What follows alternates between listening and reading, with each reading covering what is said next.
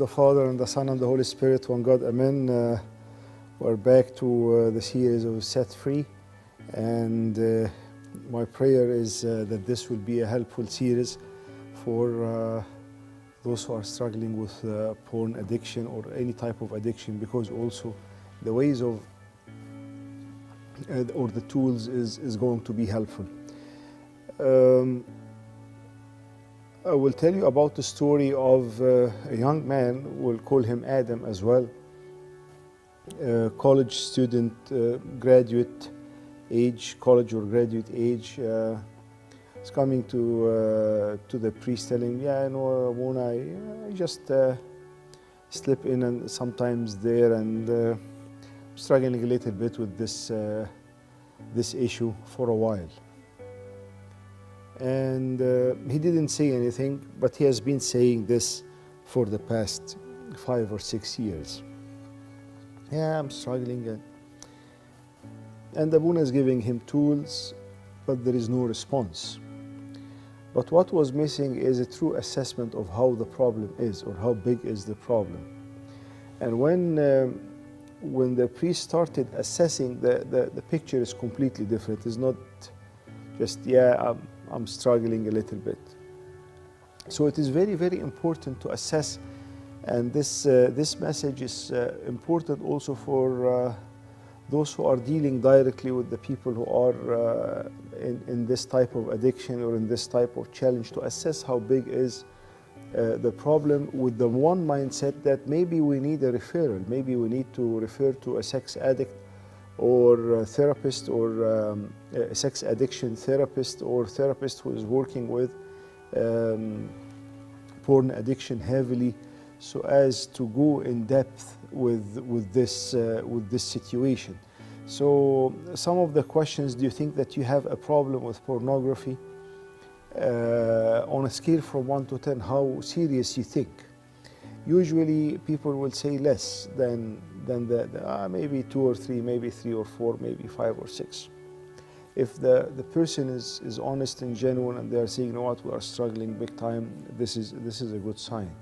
If the people are married, you can ask also, do you have a complaint about your spouse availability? Is your spouse is available for you or not? Because maybe this is a reason why the person is going through this path, because their spouses are not there. How often do you watch those websites? So if there is a huge difference between 1 time a month and 5 times a day, there is a huge difference. So many times we forget to assess the problem, and we don't know how big and how deep is the issues, and how strong is the need. So another question is, when was the last time you have watched and looked to those websites, whether it is yesterday, 5 days back, a couple of months back? What type of things you watch is also a measure of addiction, because sometimes there is addiction. They start with watching something not that graphic, but they end up going in this, they call it the spiral of addiction. For the sake of not disclosing much of material, but there are 9 steps of down the spiral of addiction, that as if you are going down the drain, or you are heading really south. So it starts with just watching individuals with inappropriate dresses, or inappropriate whatever they are having on, all the way till child pornography, which is criminal, and it is against the law. And there is much going all the way from watching just maybe a magazine, then all the way to child pornography. It tells you it is a proof of that it is never enough, because the concept of addiction is a very simple concept. Why people are addicted? Because they feel the pleasure of whatever they are. For example, it's all about dopamine, as we said before. So if I am eating a very nice meal, my brain is releasing 3 dopamine units. If I am eating and exercising and having fun with my friends, my brain is releasing 5 units of dopamine. If I am smoking weed, my brain is releasing 20 units of dopamine. If I am watching inappropriate stuff, the brain is releasing 15 units or 20 units of dopamine. If I used heroin, the brain is using 40 units of dopamine. So this feeling of high will not be reached. After a while, they need more excitation or more stimulation to reach the same level. As, for example, people are used to drugs, they used 1 unit of heroin, then 2, then 3, then it is not enough, then use 4 and 5, and then they die because of overdosing. It is the same level, and this is another proof not only on the brain structure, but also a proof on the level, because it grows. It's a spiral of addiction heading down, starts from something very, very simple, ending with even more than child pornography, with things we'll not mention its details. But the whole point is the type of pornography that they are watching is a key of where things is going. There are some of the youth who have been watching same gender or same sex pornography that led their mind to move in the direction of homosexuality and moved in a completely different direction than what God has established or has honored. And here, when you see how what we see or the behavior on the top of the pyramid change who we are in the end, because sometimes if a young man has been watching inappropriate stuff in the wrong direction, they will identify themselves in the end and say, you know what, yeah, I see myself as homosexual. So even the being is now, they identify with is on a completely different level. A very, very important assessment is what type of feeling do you have before thinking about watching pornography. And this is a key. If you remember the key, if I'm aware of my feeling, then here I will be able to control my feeling or control what is happening afterwards. If I'm not aware of my feeling, then how can I control it? These questions or the assessment also can be helpful for, okay, even if no one is asking me those questions, it is important to help me understand, you know what, it is beyond repair. I need psychological help and I need counseling. So spiritual, intellectual, emotional, here I will need a therapist or someone who is working with porn addiction or this type of addiction. Physical and social is also needed, because there are groups that help people to hold themselves accountable and to move forward in their journey of purity. So what type of feeling do you feel or do you have before thinking of watching the inappropriate websites? Do you feel lonely? Do you feel depressed? Do you feel stressed? Do you feel bored? Or any other feelings? This is a key. This is one of the most important questions that you ask yourself or the people whom you are helping out. Because based on this feeling, if I feel lonely, and every time I feel lonely, I remember the rubber band, and I remind myself, and the brain is associating this with the pain, then oops, when I feel lonely, then what should I do? I will go eat ice cream. I will go walk. I will go and attend. And I know a guy told me this. Actually, it was it's a brilliant idea.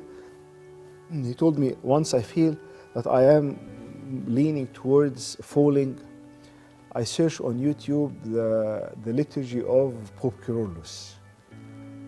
Once he listened to the liturgy of Pope Kyrillos, he told me this: I feel that Pope Kyrillos is there and I am freaking out. And I don't do anything wrong. He is there.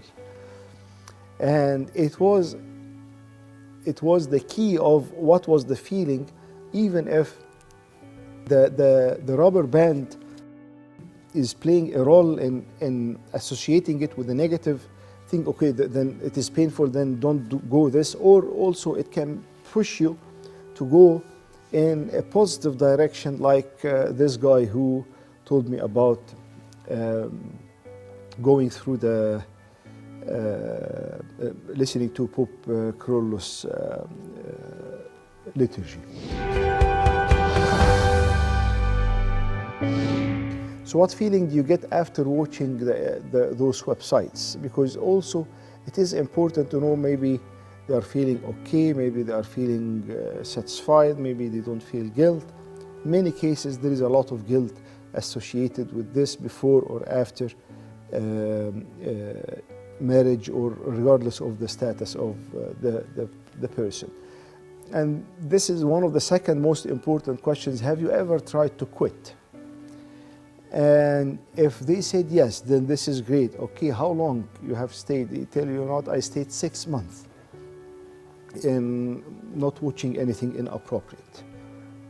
If this person is asking me, I say yes. Okay, let us zoom in on those 6 months. Tell me exactly what you were doing in that 6 months. I remember one of the people whom I know, he told me, I had family from Egypt, I was serving in the church, I was studying, I was working, I was doing exercise. So he was busy, he was engaged, he was feeling connected, he had family with him, supporting him. And it was very, very positive time for him. So he didn't need even to go. So it was this healthy coping style. Okay, when I am upset, I go and see my family and we have a walk and I feel better. When I'm alone and I'm upset and I'm stressed, I don't go for a walk, I go and watch something inappropriate and hear when things is going out of the design that God has put for us. Have you tried to quit is a key. If yes, what, for how long, and what was happening? This is, let us zoom in on this and focus on this, because there was a success here. Why not to repeat this success regularly, and we will have a much longer successful time. Beside also asking about okay, all of this is watching. Have you ever acted on what you are watching? Whether in person, whether going to an inappropriate places, whether calling people, whether living with people, whether falling in sin. What are the things that you have started doing? Sometimes you find youth, and this is becoming also known, going to massage places and moving in an inappropriate directions as well. So now we are assessing all the details, because now it's a much wider, deeper picture that we can guide the person, or the person can guide themselves. If you are married, does your spouse know about your addiction? If yes, how did you handle the situation? How did they handle the situation? And knowing this is also helpful to guide if they need counseling or therapy, on top of all the 5 things that we mentioned. How do you think of your spouse feels about your addiction, and how they can help you or not help you? So by going through this important assessment, as I mentioned in the beginning, this guy who has been saying, it's just 6 months, 6 years, the same thing.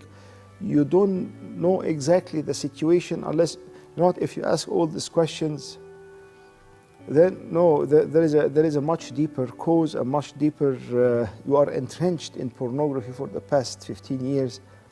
We need help, we need accountability, we need counseling, we need the 5 aspects: spiritual, nourishment, intellectual, emotional, the counseling, physical, and also social, the groups that maybe support groups that will help you grow out of this.